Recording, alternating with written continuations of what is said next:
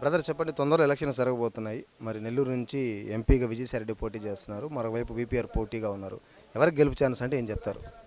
ఖచ్చితంగా ఆయనకి మన వైఎస్ఆర్సీపీ ఎంపీ గారే గెలుస్తారండి.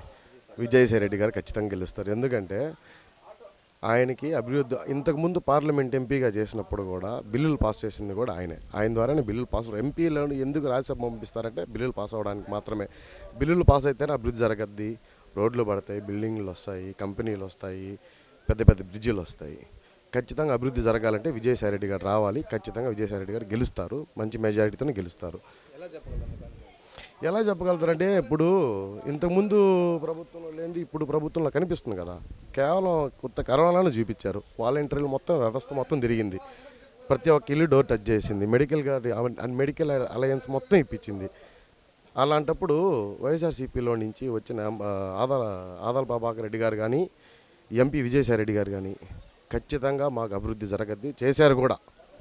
ఇప్పుడు ఇన్ఛార్జిగా తీసుకొని ఆదాల ప్రభాకర్ రెడ్డి గారు సంవత్సరం 2 నెలలు అవుతుంది, 8 నెలలు రోడ్లు పడిపోయాయి రూరల్లో, అన్ని వార్డులకి చాలా వార్డులు పడిపోయాయి. అదే ఇప్పుడు నెక్స్ట్ ప్రభుత్వం మళ్ళీ గెలిస్తే ఖచ్చితంగా ఇంకా అభివృద్ధి జరగద్ది. ఎంపీ విజయసాయిరెడ్డి గారు ఇంకా మంచి మంచి బిల్లులు పాస్ చేస్తారు, మంచి అభివృద్ధి జరగద్దండి, అది మాత్రం కన్ఫర్మ్. మెజారిటీ కనీసం ఒక 2 లక్షల ఓట్ల దాకా మెజారిటీ ఎక్స్పెక్ట్ చేస్తున్నాం. ఎక్స్పెక్ట్ చేసేది ఖచ్చితంగా కొడతారనే మా నమ్మకం. ఖచ్చితంగా అదండి, 100% ఆయన గెలుస్తారండి.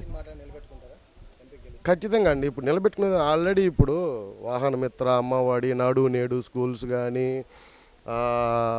ఈ స్కాలర్షిప్లు కానీ ప్రతి ఒక్కటి పడ్డాయి. మేనిఫెస్టోలో 99.9% దాబడిపోయింది, 0.1% మిగిలింది అంతే. 0.1%. ఇంతకుముందు మేనిఫెస్టో ఉంది గత ప్రభుత్వంలో, 4 ఏమో జరిగాయి, 4-5. ఈ చేసిన వాళ్ళు నెక్స్ట్ ప్రభుత్వం వచ్చినప్పుడు మరీ చేయరా.